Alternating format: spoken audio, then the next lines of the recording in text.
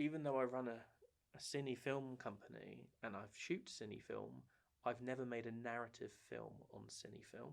Everything's always been like home movies or short edits or like holidays away, because I've not wanted to try and incorporate sound or do scenes, whatever. And I've kind of gone, right, screw it, if I'm going to make a film this year, I'm going to make it a Cine Film.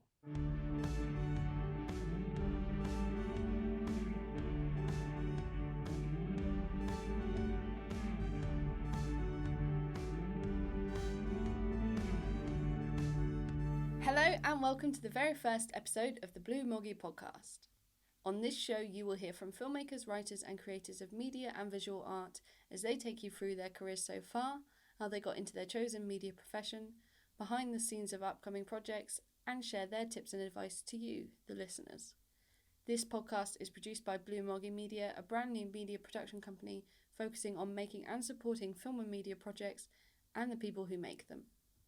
My name is Rachel Stevens. I am a writer, director, producer and all-around filmmaker, and I was delighted to be joined by long-time collaborator and very good friend Ben Grace, who is a filmmaker, writer, director like myself, and the owner of Camera Crate, a company that sells Cine Film cameras, lenses and accessories. That's Camera Crate, CRATE.com.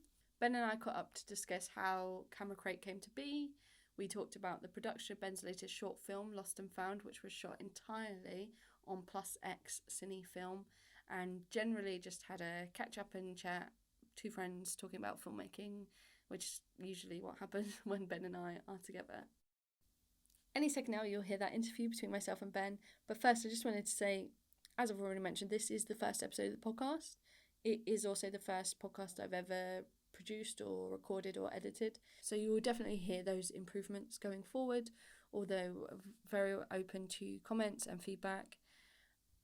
But I think that's quite enough of the intro, so here is the interview recorded between myself and Ben talking about filmmaking and specifically using Cine Film cameras. Welcome to the Blue Moggy Podcast. I'm your host, Rachel Stevens. I'm a filmmaker and writer, and I'm joined today by a fellow filmmaker and writer, Ben Grace. Hi. Hi. And we're going to cover making a short film on a Cine Film camera today. Yes. Sounds like fun, Yeah. doesn't it? I don't know why I'm looking at the recorder. It's not a camera. No. There's definite nerves here in the room. So we've obviously known each other ages. Yeah. And I've worked together on various projects. But did you want to tell the listeners how you got into film? Yeah, sure. So, I mean, been doing film on some level since I was quite young. Really, I properly started when I was about 13 or 14, and it was a medium for my love of pro wrestling.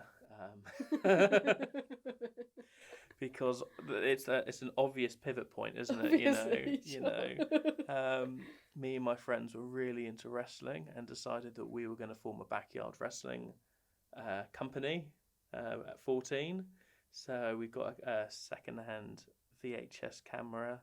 They recorded straight onto VHS tape. It was massive. Made some costumes, got some mattresses, put in the garden, and started making a wrestling show. And that went on for about 3 years, and we did, I want to say about 25 episodes of our wrestling show with monthly pay-per-views, a narrative strand going throughout it, intros, you name the whole thing, with no skills, editing direct to tape. And it was terrible, absolutely terrible.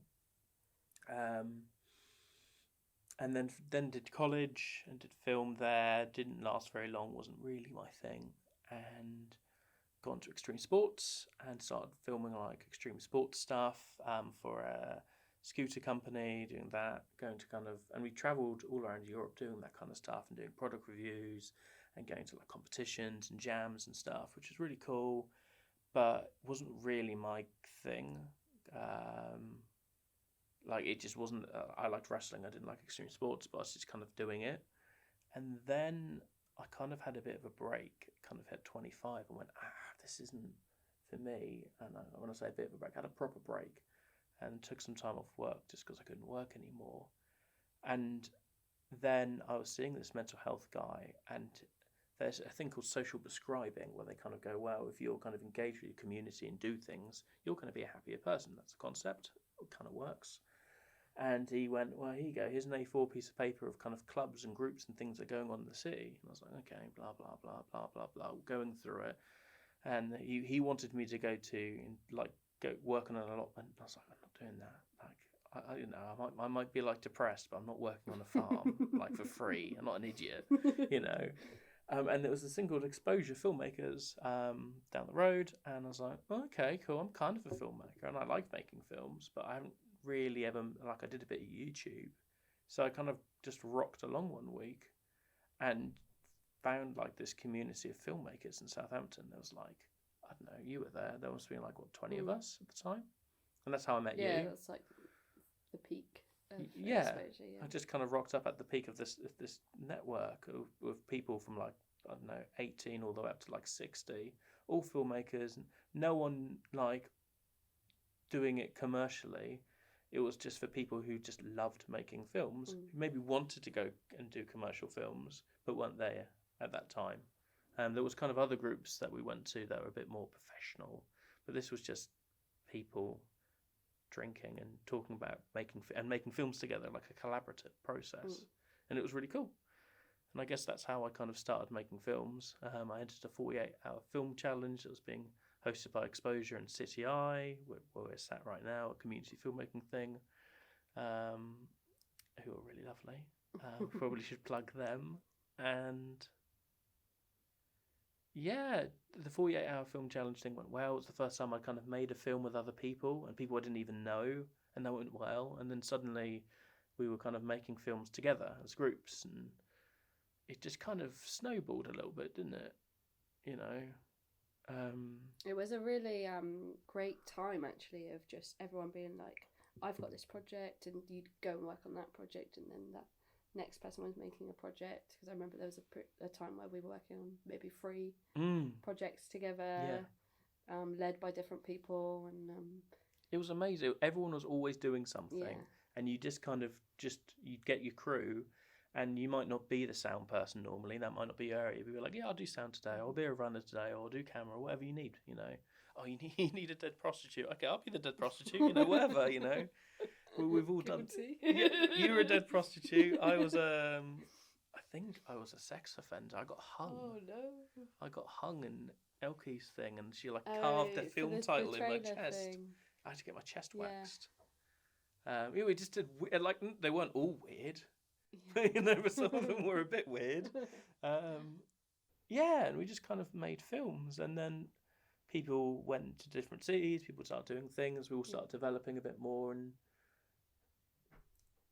it was kind of around that time, because it was just growing organically. I was like, actually, I want to be making films, feature films, but I also need to make a living. So I'll just go and do like some commercial film work as well. And I've been doing volunteering with City Eye, who are this community filmmaking charity that kind of work with, well, they work with everyone, but they teach film to anyone from like 6 up, you know, and they work with people who are, you know, young offenders or neat kids, or just people who might not normally have access to kit. And they do film work with charities and arts and culture stuff, and it was amazing. And I spent a whole year kind of volunteering with them, and then kind of went, actually, I need to go get a job. So I got a job, but a part-time job, so I could do kind of paid film work around it. And to start off with, it was just 50 quid here, 50 quid here, that kind of thing. And it kind of grew and grew. And I was doing some stuff for City Eye as well, kind of coming on a commercial, you know, on a freelance basis, kind of stuff for them, helping them. And I was at a point where I was almost ready to quit the job and just be a full-time filmmaker. But sometimes, and you know this, as a filmmaker, some months you are absolutely booked up and you're like, yeah, I got some money in. And then other months you just have nothing. And I was trying to save for a house with my then girlfriend, now wife, and it was just a little bit too risky to be like, I'm going to quit the guaranteed money for when I know that some months I won't make any money, you know. And that's kind of where Camera Crate started, you know, as a kind of side project to kind of balance out those months that I might have that were going to be bad, you know. Do you want to talk about that? We'll get onto camera crate in a second. Okay. But I was just listening to you then and wondering why you did do it at college and you did have a film job with this other company, but you said it didn't connect for you. It didn't work for you. Yeah. Do you think you kind of now reflectively know why it didn't?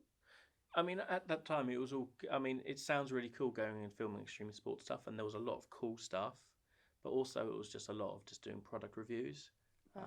It was really helpful looking back because I cut my teeth because I must have filmed and edited 1,000 short videos in about 2 years. You know, so I've really got like my craft down then inadvertently, but it just wasn't.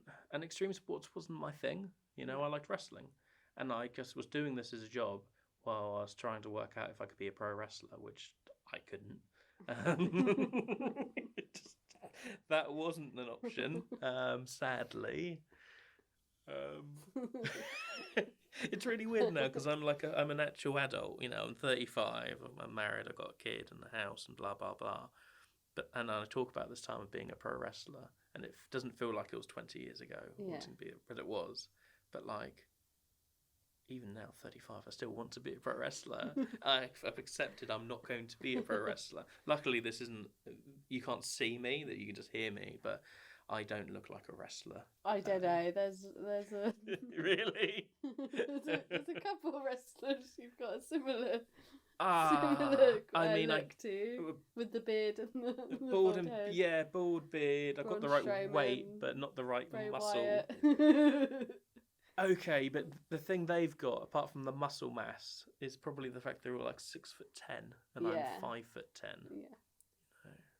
But anyway, it didn't happen.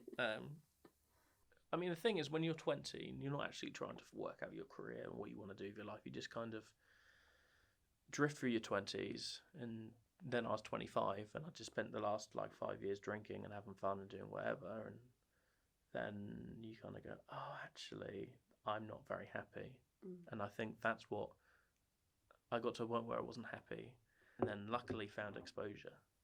And that was the thing that kind of set me on this, oh, actually, I do love filmmaking. I just don't love filming extreme sports. Right. You know. We've mentioned Camera Crate now. Do you just want to do a little quick explanation? So that Camera Crate's your company? Yeah. That's what pays your bills? It does indeed, yeah. So we are a company that specialises in selling Super 8, 8mm, 16mm cine cameras. That's what we do, and that's basically all we do. And it's good fun. I get to play with cameras all day. And it was not in any way my intention to start that company. It just happened. But I'm very thankful for it, you know. Why cine cameras? Why? So I started doing some Cine Film stuff back in 2014. I was watching YouTube. I used to be a big YouTube guy, and there's a guy called Ray Roberts who makes these beautiful videos, and he did this one on Super 8, and I was like, I don't know, it was probably like 9 o'clock or 10 o'clock in the morning on a weekend, and I remember lying in bed watching his tutorial on how he did it, and also the final thing, and just being mesmerised by this film format I'd never really heard of. I knew about film, but I didn't know of Super 8. And just going, oh my God, this is amazing. This looks great, you know. And then immediately going out and buying a Super 8 camera like that morning on eBay. I think I bought 2, just I was so excited. I'll get 2 just in case. I'm buying some film, and just my niece had just been born, so I just went and filmed my niece around my grandparents. Edited it, came back, sent it off, came back a month later, and it was 80 quid at the time, I think, for 3 minutes of film. Edited together, went, oh yeah, this looks pretty. It looks pretty okay. It wasn't great, because it was the first time I shot in film. It definitely wasn't great. Looking back now, definitely wasn't great. But yeah, I was enjoying doing that. And then. So jumping forward to me being almost ready to pack in the job and just doing, and just doing commercial filmmaking to support my art filmmaking, if you know, the film I was doing for my craft, kind of just because I want my passion stuff. Um, I was unhappy in my day job, couldn't quite quit, and that was making me really frustrated. Just because I knew I wanted to quit, but I couldn't quit because I wanted to have money for the mortgage, and I wasn't. It was so close to finally being able to, just do commercial filmmaking kind of stuff. And we were in a charity shop one day, me and Sophie just mooching around, and I found there was this amazing Zeiss lens, and it was like £300 normally, and I got it like dirt cheap for like 40 quid, and it had this weird magnifying mount on it, and so I kind of designed and 3D printed a new mount so I could use it. And Sophie was just like, Ben, you should do this for like a job. You went through a charity shop, found something that was worth 40 quid, like worth 200 quid or 300 quid, whatever it was, and bought it for like 40 quid. And then you worked out how to actually use it as well. And I was like, yeah, cool. Yeah, fine, yeah. And just kind of discarded it, whatever. And then a few months after that, I was just so frustrated one day at work that I just bought a job lot of cameras. And I don't really know why, I just did. And I spent like 30 quid on them and sold them for like 200 quid. And that kind of boosted my kind of like, oh, okay, still really annoyed here. And then spent 400 quid on a pallet of cameras, which which I shouldn't have done, because it was a literal pallet of cameras that turned up to our block of flats, and we were on the third floor, so I had to carry them upstairs. And I think I was actually sick, like physically sick from carrying these boxes of cameras up. And Sophie she came home, and that was like all over the floor, just cameras and camera bits everywhere from this palette of just bits. But doing that, I kind of had a commitment. I was like, well, I've got a pallet of cameras now, I've got to sell the things. So I started selling them, and it was just a little thing I was going to do around, just for my quiet months. And it just kind of grew from me having a kind of a cupboard in the house full of camera bits to kind of me having a cupboard and then under the bed and a few other drawers. And it's kind of, they started going everywhere. And it kind of was a little bit organic, really. We managed to get the house, get a mortgage, and moved into a house. And suddenly I was kind of like, okay, so I can have a room for this stuff. That's cool. And an office, for filmmaking. And so I went, okay, I'm going to quit my job and just do this camera crate thing and then commercial filmmaking, and that will support me to do the fun film stuff that I want to do, and maybe work towards making my first feature. And then a month later, there was COVID. We both packed in our jobs, and then a month later, COVID. And I mean, no one knew that was going to happen. Yeah. And then about a week later, Sophie went, I'm pregnant. And I was like, oh my, we've just bought a house. Just got married. Sophie's pregnant. Neither of us have a job. And all of my film work just dried up, like, over the course of maybe 3 days. Because everyone just went, nah, we're not going to do anything now for, I don't know, was just stopped for a month. Like, I think maybe it was 2 months. I think people were like, we'll just leave it a couple of months. But then it just went on for like, I want to say 6 months, where I just had nothing. But at the same time, people were really bored. So people just started buying cine cameras. And overnight, kind of, the business kind of tripled. And I wasn't doing anything differently. It just tripled. And I was like, okay, well, this is where the money is at right now. I need to do this because I need to support my family. We're going to have a baby. And we didn't leave that house for almost a year, apart from walking the dog, because we were so scared where Sophie was pregnant. And kind of after the summer, I started getting offered film work again, but I was absolutely terrified of getting COVID and either killing the baby or killing Sophie or dying myself. So I just didn't do any work, and I didn't really leave the house for about a year. Then we got an office and things grew. And, well, how COVID was just one of those weird 2 years that didn't really feel like it did feel like 2 years, but also felt like this nondescript like period of time where you just kind of came out of it. You're like, oh, I'm older, and I kind of came out of COVID It's a blip. It was a blip, Yeah. but it was a really weird blip for me because Yeah. I came out of it being in a new city with a wife and a baby and a house and a dog, and no job running a business, and I'd gone in with none of those things, and it just kind of happened. But the one thing that also had happened was I'd stopped being a filmmaker. So it kind of between 2020 and 2022, I just stopped making short films or doing commercial work. I was still doing home movies for me and my family, but like I wasn't, and I didn't feel like a filmmaker anymore. I didn't want to go out and charge anyone money for commercial work because I felt rusty. But also, in my new city, didn't really know anyone enough to kind of go out and start making films either. And then TV Mission happened, which is a 48-hour film challenge. And I was in 2 minds as to whether or not to do it, because it'd been 2 years, I hadn't made a film, which is probably the first time ever that I'd gone 2 years without making anything. And I didn't feel like a filmmaker anymore. And I remember saying to Sophie, I don't think I want to do it because I'm a bit scared. Because I was still quite nervous just going out in public anyway, kind of thing. But Sophie really encouraged me. She said, go and do the film. Doesn't matter about, okay, we've got a baby, but I'll go over the baby all weekend. Just go and make your film. Go and have some fun. Chill out, doesn't matter if it's crap, because who cares? Just go and do it. So we went and did, what was it? Was it TV Mission this year? Was it TV Mission this year? Yeah. Was it? Yeah, it was. Time doesn't really work anymore. COVID broke time. Yeah. This feels like it was like years ago, but it was February.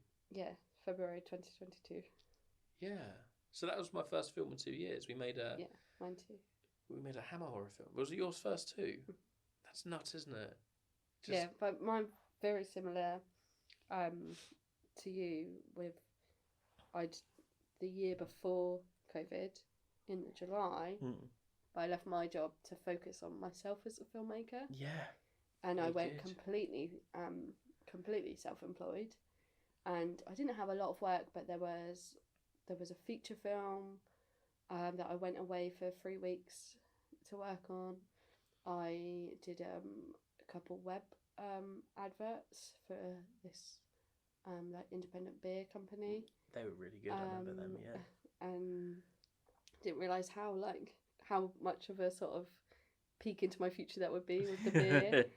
And then I was working on I got my second job on a feature film in January 2020. And it was because that film has the key cast are children. We were shooting at weekends and like half-term breaks. So between January and March, I was working on this film in Guildford. And I remember working on that when COVID was happening, because we were shooting in a school, and I remember starting to see these posters about washing your hands pop up, and I was on the train back and forth from Guildford to Southampton. Yeah. And it was, it just sort of started to peak. Everyone was like, what is this COVID thing? Over the course of a couple of days, really. And then the film obviously got shut down. And I'm in the vulnerable category. So then the advice was not to go out. You had it really rough. And I didn't go out. You had it rougher than me because you were vulnerable. I mean, you didn't even socialise with your household, really. No, not for like the first... Oh, I don't even know how long, really. Yeah, we played it really cautious at first. Like, I was in my room, basically. Yeah. I did get a little bit of film work during that time, like Zoom kind of things. Yeah. But it wasn't making, it was back to what I was doing before I went freelance. So like sort of education based work. I was working with Film on a project, and once a week me and another filmmaker would, in our own homes, be projected into their classroom. Oh, cool. Yeah, and we would be teaching them how to make a film over Zoom once a week. it was difficult, but it worked. Yeah. You just found a way to make it work, and That's cool. the films they made were pretty good. Fortunately, they were in class. So you did make films throughout COVID, yeah. kind of, you know. I instructed. Yeah. I was M on a computer screen instructing how to make a film. But I wasn't really writing either. I started doing a lot of cross stitch. Yeah. And played a lot of The Sims. I mean, it was similar. I got a PlayStation for Yep. the first time in like 10 years, played some games, had a baby, and then I swear after Matilda was born, 6 months, I blinked and 6 months had passed. Because Matilda was born, we were really lucky. Matilda was born at the end of October, and we had about a week where we were allowed to see people before lockdown 2 hit. Right. And then no one came to our house for 6 months. Yeah. Or not 6 months, but it must have been 3 months. And it was just me, my wife, and my baby in this house. And my office with camera crate was in the house because we didn't have an office then. Yeah. So like it was the same thing of just, I stopped being a filmmaker, stopped being anything really, and just lived in this house for a while. Yeah. Once I started to get, the jabs, then I was like, okay, now I need to get out. But I knew I wasn't going to be able to get into film. Yeah. Because film shoots weren't really up and running. Yeah. So I ended up doing what I'm doing now, working in the pub. Yeah. Which I'm thankful for. Sure. But that's one of the reasons why Blue Moggy is now a thing, because I didn't want to feel like I'd abandoned. I totally being get, a filmmaker. That's how I felt as well. We'd all come so far, and then it just kind of, and it's a similar story for a lot of creative people that were kind of doing well on the path to kind of getting there, and then had their legs cut out. Yeah. And I think there must be so many people that kind of just gave up, which is really sad. Yeah. It is sad. It is. Well, that's why I'm glad that we started, because we made a film together in February. We made this kind of hammer horror Dracula film in 48 hours. That was a lot of fun and kind of reminded me that actually I am a filmmaker. We make films, and that was a real revelation for me, because even though I'd spent 2 years during COVID selling cameras, being around cameras and talking about making films and watching films, and just that reminder of actually the reason you did all of this was because you want to be a feature filmmaker. Yeah. Why the hell are you not doing this? And I was quite happy not going back to commercial filmmaking and making, because I was like, actually, I enjoyed doing it, but it wasn't, again, that was a means to an end. I was doing it so that I could work towards making feature films. So I've binned it off a little bit now. Well, I have binned it off, I just do camera crate and make films.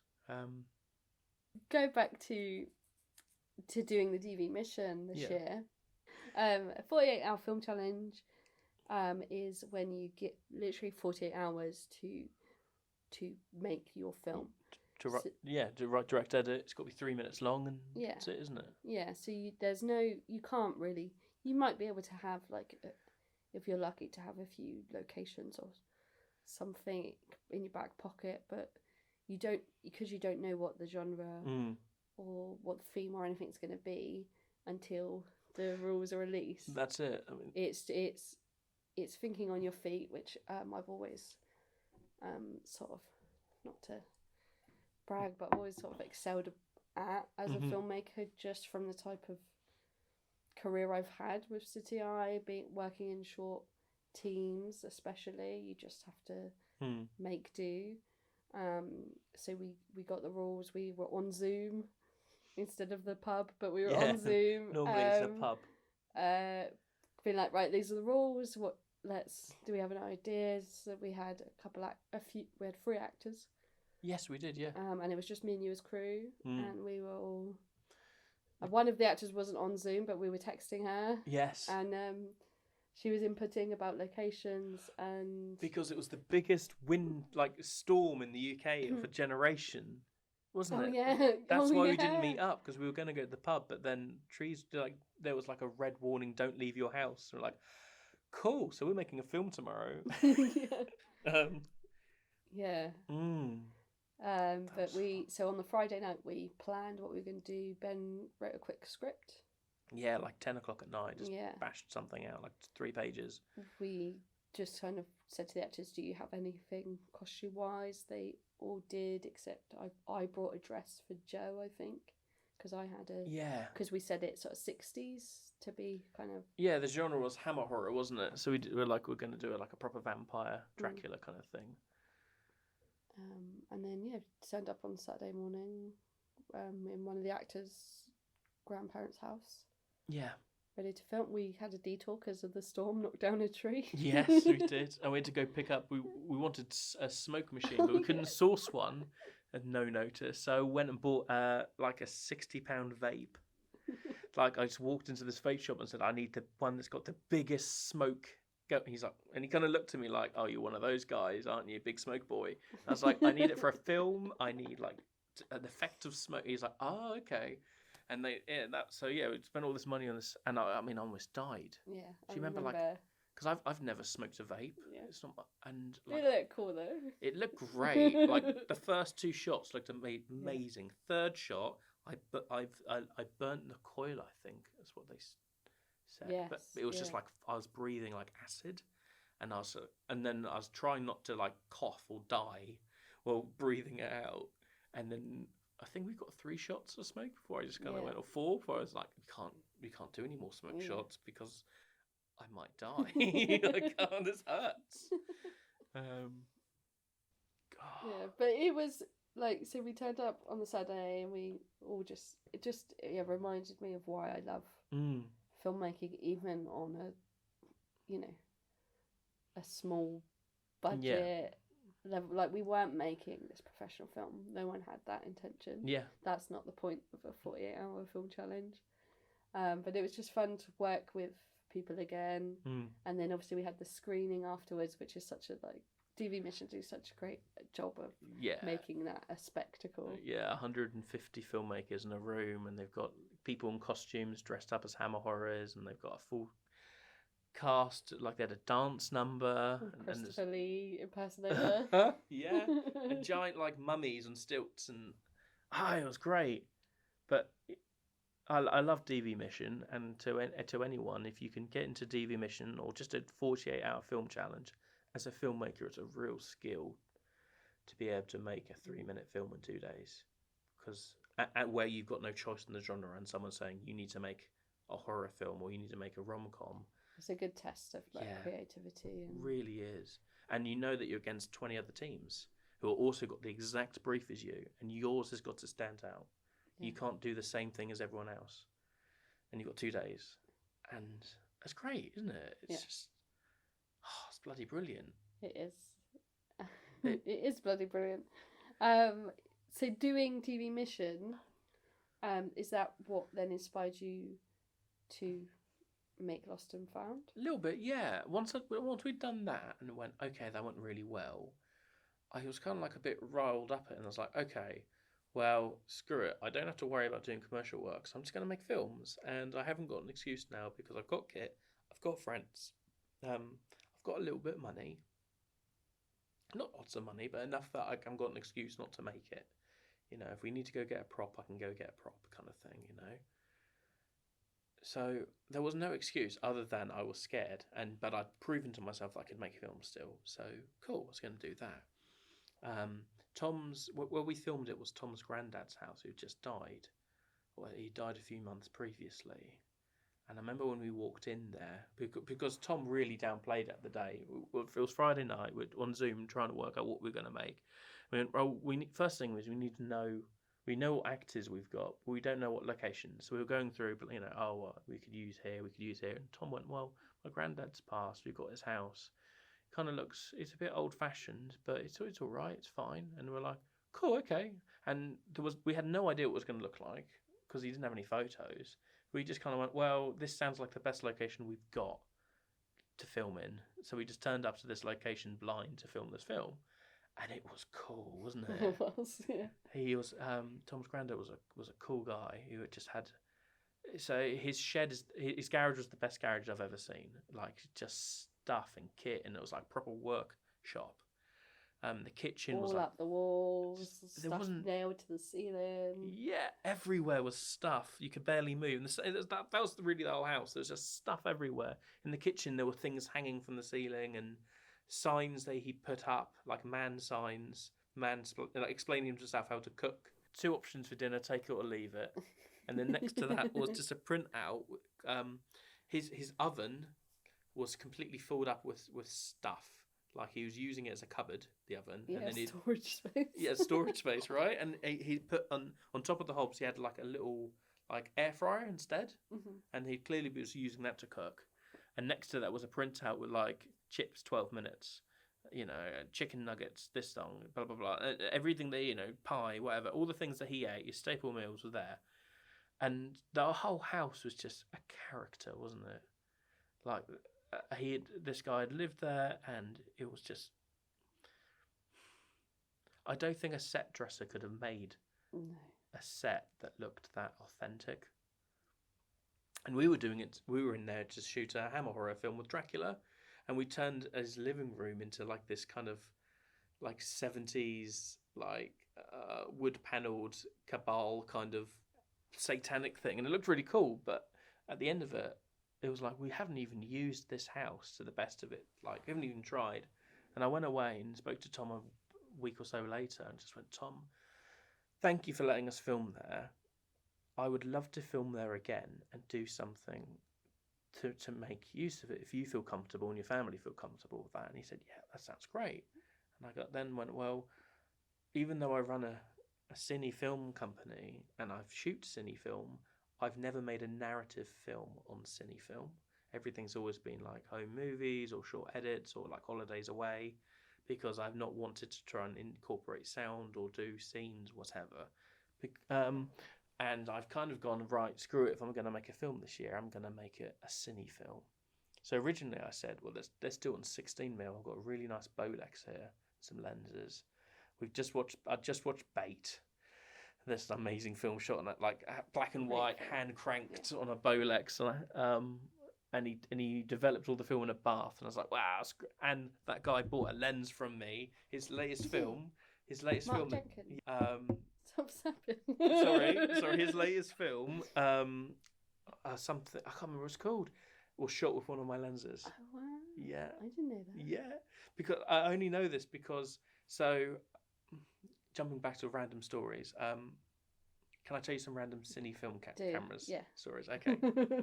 So the big thing that got me going and turned the business overnight during COVID was I randomly bought this camera, and it was a Super 8 camera. It was a Nizo, and I bought it at a good price, and I was really happy with that anyway. I was like, okay, I can get that working. It needed a service, but I was like, okay, I'm confident with this camera. I can service it and make some decent money on that, win.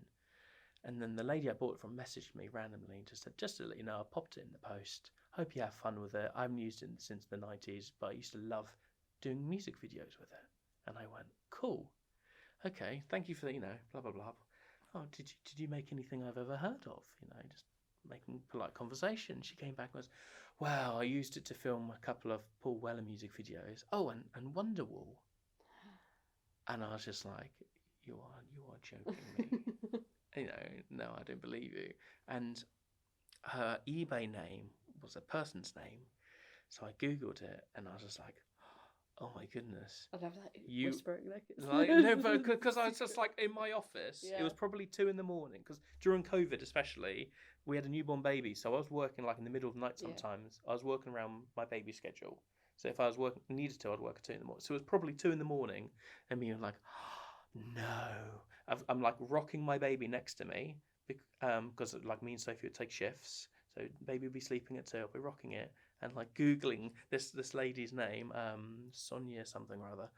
And I was like, oh my goodness, she was actually the cinematographer for like this Oasis music video and this one and this one and this one and this one. And she's like she does lots of commercial stuff. I was like, that's really cool.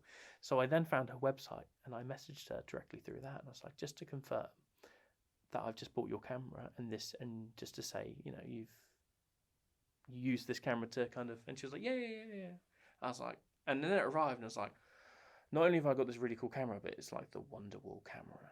Yeah. I'm like, I can't just sell this camera as a camera. And now it's like this really historical thing. So I sent it to auction, and it sold for lots.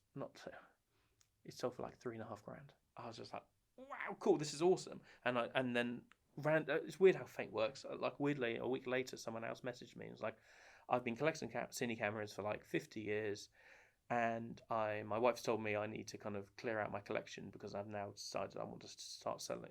Like I've got into pocket watches. So me and Sophie, she was like, I don't know, 7 months pregnant. We drove up to somewhere near Wales and bought this guy's entire collection with this $3.5 grand. Brought it back, and that's kind of what jumped me up in terms of stock and being able to kind of be a proper business, and it kind of got the ball running. And randomly in that kit was this Bolex lens, going back to the original point, and a Bolex camera and blah blah blah. And I put this Bolex, it was a lovely prime lens, and it sold, and it was quite a lot of money. And I was looking at the name to post it, and I was like, Mark Jenkin, Cornwall, and I was like, no, it can't be. Is it the? And then I was like, well, how many Mark Jenkin in Cornwall want a Bolex lens? Yeah. So I was like, oh, screw it, I'll pop a little note in. So I just wrote, because we'd just watched Bait as a family, like maybe a month before, because babies really like contrast. So I was like, this is an excuse to watch black and white films with my baby. So we watched Bait. So I popped in a little note just saying, hope you enjoy the lens. It's a lovely little lens. By the way, P.S. loved Bait. Ben. And then about 3 days later, I got a notification on Instagram where the Mark Jenkin had tagged me and go, oh, thanks for the little note. I'm going to use this for this film. And I was like, okay, cool. And then forgot about it. And then about a month ago, I remembered about this, checked, and it's film out now. It's like, it played at Cannes Film Festival and is like going into competitions and stuff. And I was just like, and he was like at South Bank talking about this film. I was like, that's my lens. Indirect, I've touched the lens. I'm not responsible in any way for this film, but I kind of feel like I have a sense of ownership, and that's really nerdy, isn't it? But it is. I know what you mean though. I met one of the producers of Bates. Cool. Okay. Just before I went self-employed, before I left City Eye, it was this thing that the Film Hub Southwest organised for people who screen film to go and kind of see some previews, and so you had like an idea of what to programme. So I'd seen it before it was released. Yeah.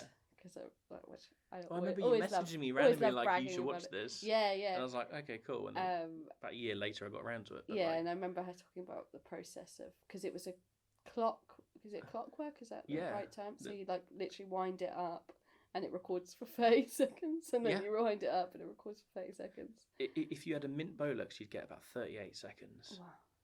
But obviously, these cameras are 70 odd years old, so like. And who knows? So they got 30 seconds. That's great, I remember her talking about it. There was something happened while they were developing the film. At one point, someone shut the door on the way out, and it caused a gust which stuck two bits of the film together. But they had to keep it in because they didn't have. What else can you do? Yeah, so there's a few moments where you kind of see like. Two shots at once because they're kind of imprinted on each other. But I remember we did a little intro type thing of who we all are before the session started, and I'd mentioned that I was leaving soon to go work on feature films, and the producer came up to me at the end and she was like, "Good for you, go get them." And it was just like, "Oh, that's nice." That's really nice. Yeah, I was going to say something else then. Before Bait? And no, another cine camera that I saw you post about was a Jubilee. Yeah. Yeah. So, I mean, that's quite a nice little story. For the Queen's 25th Silver Jubilee, Bolex made the Jubilee model, and there was 1,000 and they're hand numbered. But Bolex at this point, by the kind of 70s, weren't really Bolex, and they were actually being made by a company called UMIG, who were the biggest employer of people in Austria at that time. Like huge. Not everyone in Austria worked for Bolex, but a lot of people did. To the point where they've got a museum now where UMIG used to be. And anyway, just randomly, I got number 10 in, and I was like, wow, it doesn't work. I can't get it to work, but I should probably do something with this. So I messaged them and ended up going to their museum. They've had a few bits from me now. I still haven't made it to Austria to go to their museum, but I want to so cool. Bad. Yeah. I've got my granddad's Super 8 camera, which is also a UMIG, and I'm like, I want to go. Take that camera and just film a little thing on my UMIG up there and see they got a display with my camera and it says, donated by Ben and and I almost went this year, but it didn't quite happen because we're expecting again. So, but next year I'll go. Anyway, but with Mark Jenkin, I'd watched that film and I've kind of gone, this guy had made a feature-long film on a hand-cranked camera where you had to wind it up. You've got 30 seconds on and film. Like full cast as well. Full cast, proper film. The camera is manual exposure. It's 70 years old. There's no sound. It's not even crystal sync. So it doesn't actually shoot exactly 24 frames per second. It shoots at approximately. So you've got to manually sync it and it will drift. The audio will drift the longer the shot is. So it's an absolute nightmare. And he did this film and he developed the film in his bath. And I kind of went, well, and at the time, like this was his first feature film. He did it. I don't even know where he got the money from because it must have cost 20 grand or 30 grand just for film. But he did it and it went really well on the festival circuit and it was a really good film. And I kind of went, well, he's done it. I've got no excuse because I've got I don't know how I've got, access to all of these cine cameras. I've got Bolexes, I've got UMIGs, I've got Nizos, I've got Canons, I've got all this stuff. What is my excuse, And I've been making cine films just for fun, like short things of my family and holidays and stuff. I've got no excuse. So I talked to Tom going back and I was like, can we shoot something on 16mm at your house? He went, yeah. Because I thought that the aesthetic would really lend itself. Then really quickly realised that we weren't going to do that because there was a real shortage getting in 16mm film at the time for some reason. I don't know. I think it was something to do with Ukraine, but I'm not entirely sure. But basically I couldn't get any. And then I bought this Canon 814 Super 8 camera and it came with 9 rolls of Plus X Super 8 film. Now, Plus X is this legendary film stock that they did in Super 8, 16, 35, 17mm, etc. And basically, any black and white film was basically shot on Plus X and Tri-X film stocks. And Plus X was the prettier one, but they discontinued it in 2010 after 70 years. Even though Raging Bull and Casablanca and I don't know, all the good films were black and white films. Schindler's List were all done on this.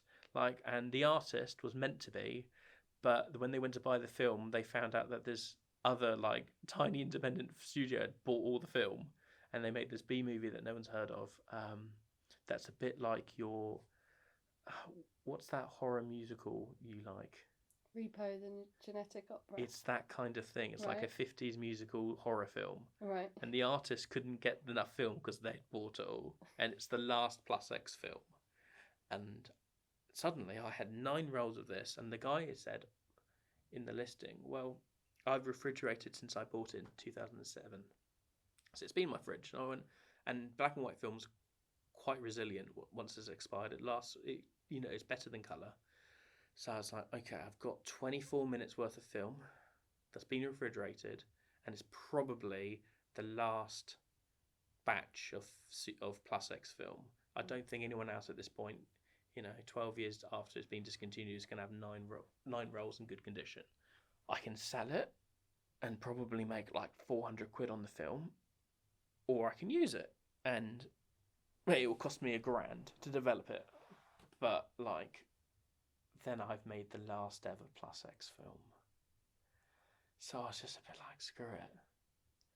Let's just make it. Even though I've only got 21 minutes or 24 minutes worth of film that's expired. Yeah, okay. So yeah, we made it. How different is it planning a shoot on a Cine Film camera as opposed to digital, which is what you're more experienced in terms of the films you've made? So it was terrifying because it's so different. So I knew that I had at most 24 minutes of footage that I could record. And that was it. And whatever I wrote and filmed, 24 minutes, I had to turn that into a film. I also knew that sound was going to be a huge issue because it wouldn't shoot at exactly 24, but approximately 24. I knew I had the location, and I knew I had Tom. It was Tom's house. Tom's an amazing actor. We've worked with him loads over the last 10 years. But that's kind of all we had. And the other thing as well is because I was using a Super 8 camera that's 50 years old, so I'm assuming it works quite well, but it might not be exactly correct. And I've also got 15-year-old film, and I definitely don't know how that's going to react. It's rated at ISO 80, but that was 15 years ago. Who knows what it is now? So the first thing I did was talk to Tom. I was like, I want to do this thing, and it might completely fail because, like, the footage might be rubbish, or a take might not come out and it ruins the film, or who knows? So many things could go wrong. But I'm gonna put $1,000 down and take a gamble. Do you want to do it? And he was like, yeah, let's do it. And bless Tom, he was like, do you want me to pay for half? And I was like, oh, did you? Tom, bless you, mate. No, I can't make you. I love Tom. Tom is such a sweetheart. He is a sweetheart. Because I basically went to Tom, I was like, hey, Tom, would you mind let me use your grandparents' house and filming for free in your house? And he turned around and was like, do you want me to pay for half of it? Like, what a sweetheart. Yeah. And I was like, no, of course not, mate. But what I'd like to do is shoot a test roll. So immediately I lost 3 minutes of footage doing a test roll, but I couldn't. But I thought, well, shoot a roll, make sure that the it works. So we didn't even have a script at this point. We didn't even have an idea. I just turned up at his house one afternoon. We had an hour, and I said, I'm going to film you in various spots around the house. I'm going to shoot at what the camera thinks the correct exposure is, and then I'm going to do like 1 stop higher and 2 stop higher. And if it's more than 2 stops and it doesn't work, then the film's going to be trash anyway. So, or likely, who knows? So we just shot a load of 3 minutes worth of footage and various exposure shots and sent it off and waited 3 weeks for it to come back. But at the same time, we were walking around the house going, well, we know we're going to be shooting a film in 3 weeks here because his granddad had been dead for a while now, and they wanted to sell the house and they wanted to take everything out and obviously, understandably, kind of deal with all of that. So we had this 3-week kind of window where we were going to make this film, but we didn't even have an idea. So we were walking around going, okay, so all we know is we've got this house, we've got you, and we've got 21 minutes worth of film now. What are we going to do? So eventually, after about half an hour or so of just talking, not having anything, I just gone, wow, this house is full of stuff. Amazing stuff. Let's just find a prop, and then we'll just write it based on this prop. So we went around for another 10 minutes looking at stuff. It's a good writing prompt, by the way. If anyone's it's a great. struggling, it really helped. We found a metal detector, and I was just like, and it was like a 40-year-old metal detector. It was old, but it still worked. And I was like, this is cool. We are making a film about this. Tom was like, okay, cool. So what's the story? And I was like, well, we've got you, and you're like, what, 25, 26. So you're probably a son, aren't you?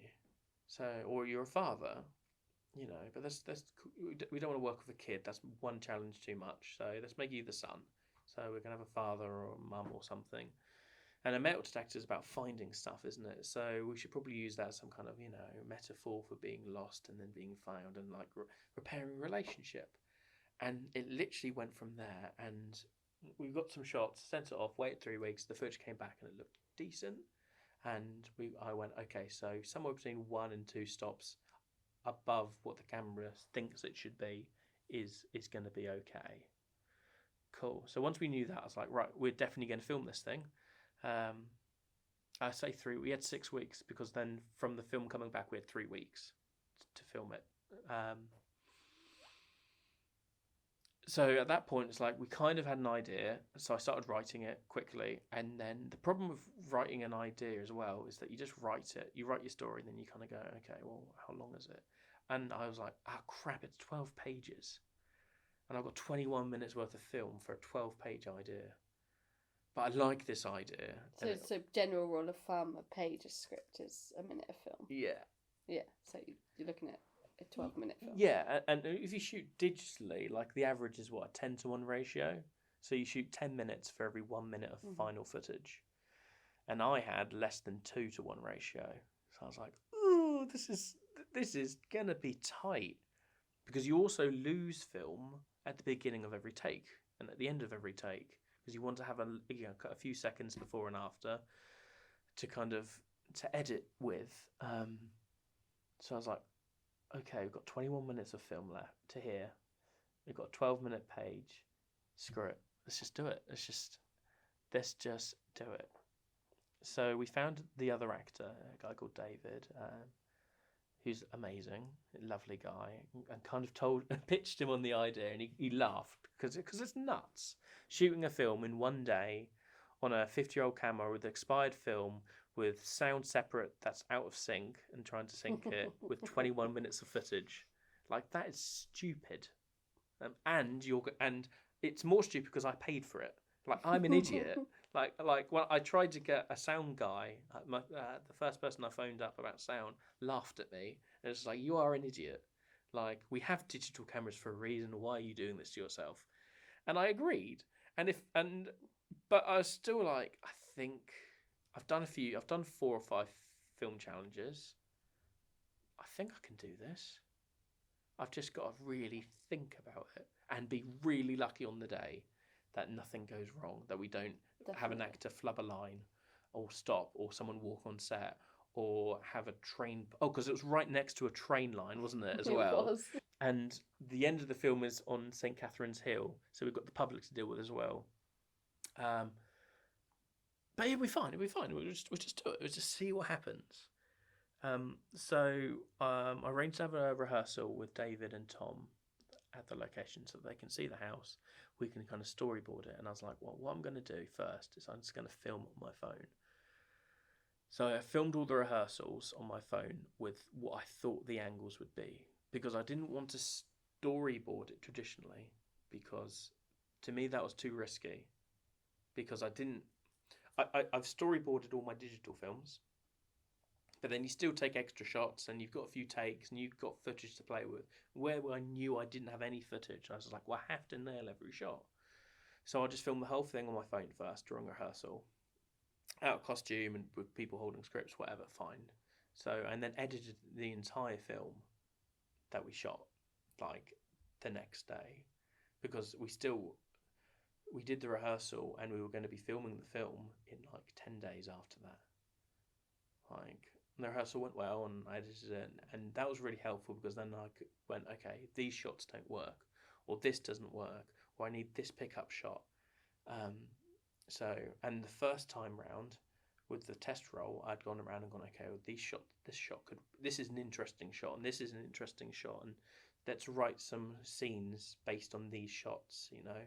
So quite a lot of the shots in the film are based on that test roll of, this looks interesting, this tells a story, there's a power dynamic with sizing and stuff, and there's different locations and, you know, movement. So then we kind of had a 12-minute film on my phone and 2.5 minutes of test footage. And at that point, it was really helpful, just because it felt like I'd already made the film twice. Because in a sense, I kind of almost had, you know. So when we went in to shoot on the day, I already knew my shots. I already knew what I wanted my actors to do. My actors already knew their characters because they'd kind of done it. Which was helpful for nailing those one-take performances. Because everything was we did rehearsals and then we did a take. And that take, there are 2 pickup shots that we did twice, both of which last less than 2 seconds. Apart from that, every single shot in that film is the only shot that we shot, because that's all the footage we had. And it was a 12-page thing that we did in a day. And so we'd do, I don't know, we'd set up the shot, and we knew what the shot was because I had my phone with the phone film, with my notes, kind of, I'll change this, make this slightly wider, or go lower, or whatever, or get this pickup shot, whatever. We'd set up the shot. The actors would do 2 or 3 rehearsals, and when we were ready and kind of comfortable with what we had, and kind of, brought it together, we went, right, let's do a take. And everyone knew that no matter what happened, we continued rolling until the end of whatever that point was, because it wasn't even like we could shoot entire scenes and do different angles and the whole scene at different angles. We shot sections of each because I didn't have enough film. So that, which is quite similar to Robert Rodriguez did that with his first film, didn't he? He was like, I haven't got enough money for film, so I'm just going to shoot like loads and loads of short clips, so it looks like I had lots of film because I've got all these different shots. But actually, it was just shooting 5 seconds here, 5 seconds there, and putting it together. So we did the exact same thing, and that was a really helpful random lesson that I got from his. He did a book, didn't he? Yes. Rebel with a Cause. Rebel with a Cause. Which is all. Is his diary during filming that film? Because he talks about how he got some of the money doing like medical tests. Yes, he did. Or something. I thought that was Kevin Smith, but you're right, it's him. Yeah. No, Kevin Smith was credit cards. He just took out a load of credit cards, and that's how he paid for Clerks. Hi, just jumping in from the edit to correct Ben and I there. The book by Robert Rodriguez is called Rebel Without a Crew. Carry on. So yeah, that was an absolute, I was like, okay, I'm going to rip off that idea. That's brilliant. I haven't got enough film, so I'm going to make it look like I had more film by doing shots, and changing shots and just filming this bit and then that bit and then this bit. But yeah, the actors knew that we had to do it the same each time. Because the other thing as well is matching shots with cutting is hard, and it's hard when you've got lots of footage, but it's basically impossible when you've got one take of each shot. But somehow it works, We were just so lucky on the day that the actors didn't flub their lines. They hit their marks, they did the same movements. We didn't have people walking on sets or cars going past or the train, because trains were going by every 20 minutes. But somehow we didn't catch it when we were filming. We had kids running up and down the hill, but somehow they didn't run into our shot. I don't believe in a higher power, but there was a film god that day. I had to go over and just politely ask people to slightly move out of the way, put their picnic down. That was the last shot of the day, and these students and it was the only shot where you let the camera run. Yeah. Because it was what you wanted the credits to go over. Yes, the closing shot of the film, because we shot it in sequence almost. It was the closing shot of the film. They're walking off into the sunset, and a load of students just rocked up and sat in our shot and started having a picnic. I was like, and luckily they did that before we started shooting. I was so lucky. So yeah, I just kind of went over. I was like, I'm really sorry, but And I was proper hyper, when it's I was too intense. I was definitely too intense. I just went over and I was just like, I've just spent £1,000 on the film. We're shooting on film, and I've only got one take of this, and you're in my shot. And please, would you mind moving? It's black and white. It's the last shot of the day, and I want to get the sunset. And they were just like, yeah, it's fine. Stop talking to us. Yeah, just this crazy, guy, sweaty, because it was hot, sweaty guy ran over. Climbed up St. Catherine's Hill. Oh yeah, we just walked up this massive hill with kit to film this, which is a stupid I thing. somehow wasn't prepared for. I don't know. You're completely missed the fact that we were shooting up there. The highest point in the city, and it was the end of the day. We'd done a full day's filming, and I was like, right, let's climb this hill and get the scene, which is an awful thing to do to people.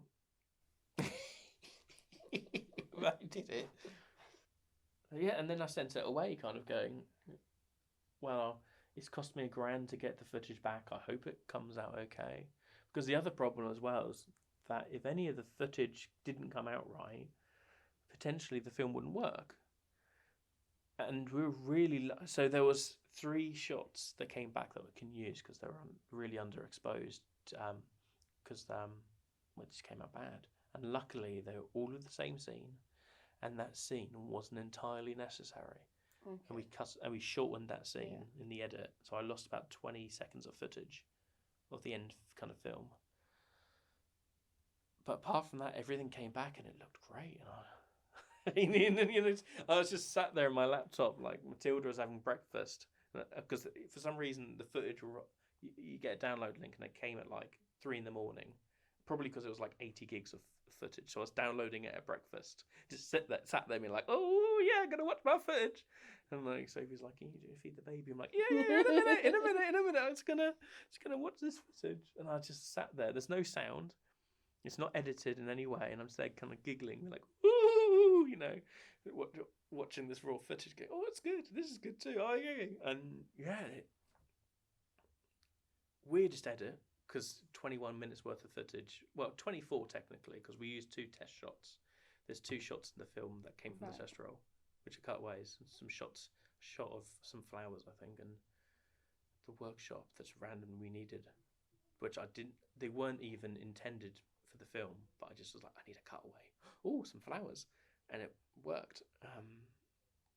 But yeah, 24 minutes worth of footage and 12-minute film. Edited the film together in about 12 minutes. And then spent about... I guess because you didn't have to go, oh, I like that shot, I like that Yeah. shot. It was those were the shots. I knew what my go shots in were. this I know order. that's it. That took 12 minutes, and then it took me about 2 days to do the sound, because you did an amazing job on the sound. Thank you. We did 2. I did a lav each on both the actors, and then 2 booms. You had a boom, and then we just had a room tone. Yeah. So that it was easy enough to sync that stuff together. That was fine. But where Super 8 only shoots approximately a film speed, the audio must be a lot longer than... Yeah, well, it's completely... Yeah. So, like, 1 second, it might have been 18 frames, the next 24, the next 23. So it just drift. So if you had a 10-second shot, you might have to sync it, like, 6 times and just keep kind of jigging stuff. Right, yeah. So every single line of dialogue, I had to resync. And if it was a long line of dialogue, I'd have to sync it several times, kind of during like like breathing points, so you didn't notice it.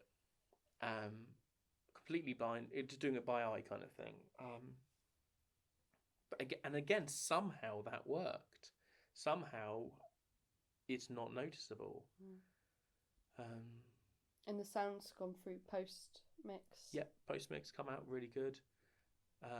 And the things that happened that we didn't, we had a car drive past, but somehow it happened just at the right time that it kind of works, and we didn't have a train go past, which is amazing. But you randomly recorded one. I think we were worried about it at one point, so I just went and stood outside while you were setting up a shot and waited for a train. And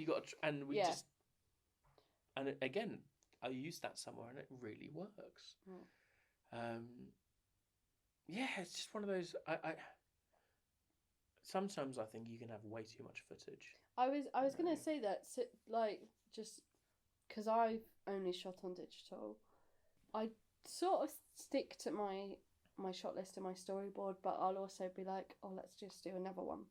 Just for safety. For safety. Oh, yeah. Everything for safety. I'm a cautious person, so do another one for safety. And I was the same. And my last big film, Antelope, I went too far. So we did a 3-day shoot on Antelope. We did a 3-day shoot, and then we did another day and a half pickups for a 15-minute film. And I reckon I've got 4 hours of footage for a 15-minute film. And I've got multiple versions of different scenes in different places and it came to editing it, and it was really, really, really difficult because I had too much choice. Do I linger on this shot for half a second? Do I cut?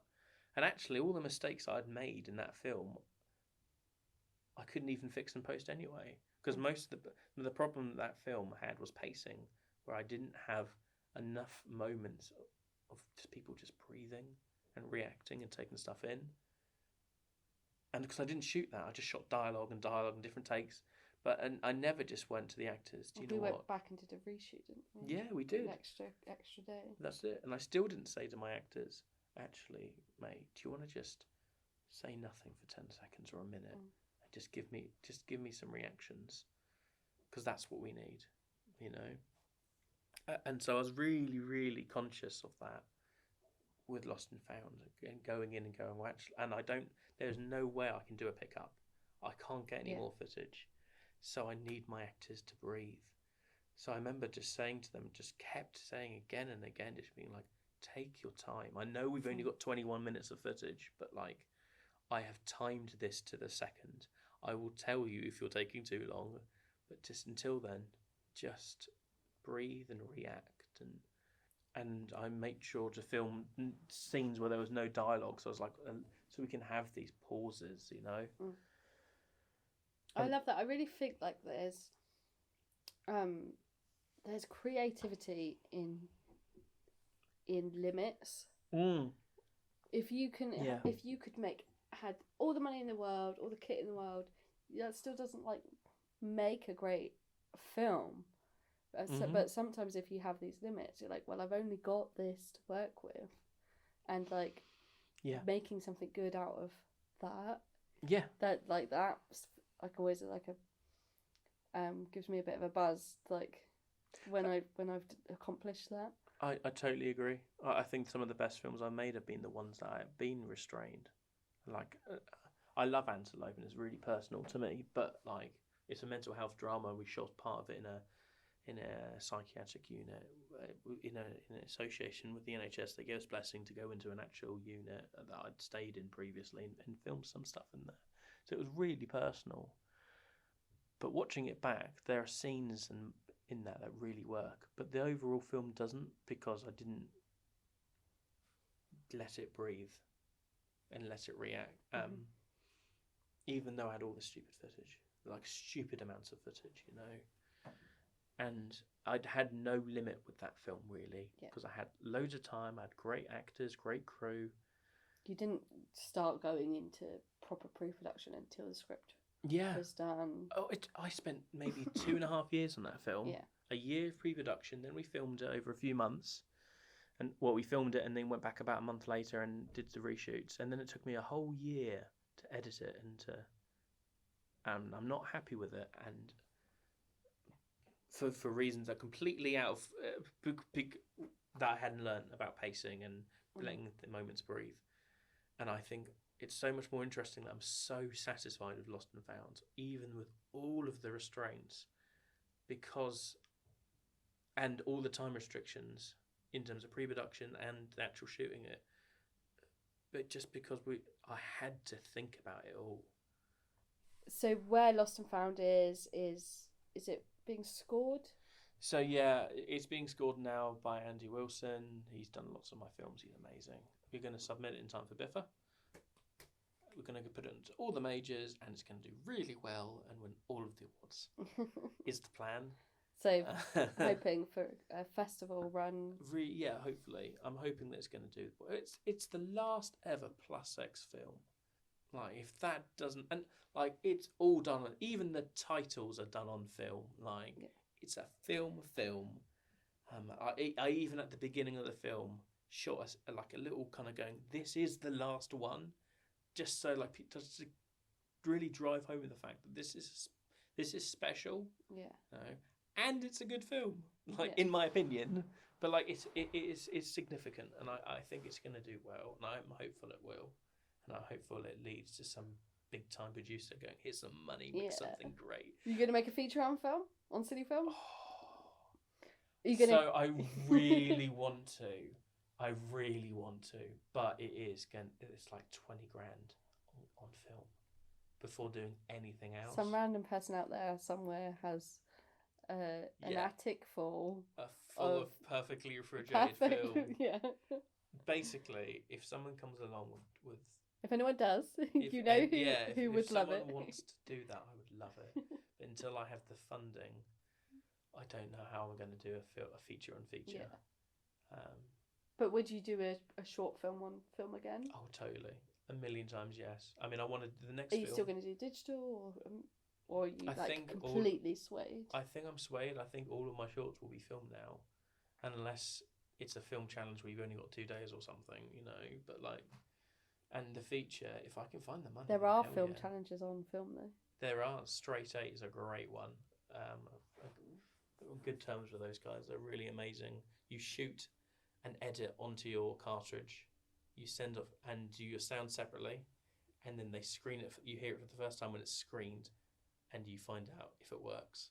So you don't even edit it? No, you edit in camera, and you have to work out what you think the sound's going to be separately at the same time and send it.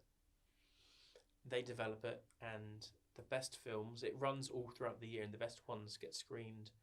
They've been at Cannes. They did a film screening on at Cannes. They've done stuff at BFI South Bank. It's a big time, deal. And and you've got a cartridge. You've got 3 minutes and 20 seconds at 18 frames per second. 2 minutes 40 at 24. You've got to tell a complete story. That's exactly that amount of time. So I've not done that yet because I was too scared. But I keep thinking, I could probably do that now. Yeah, I think so.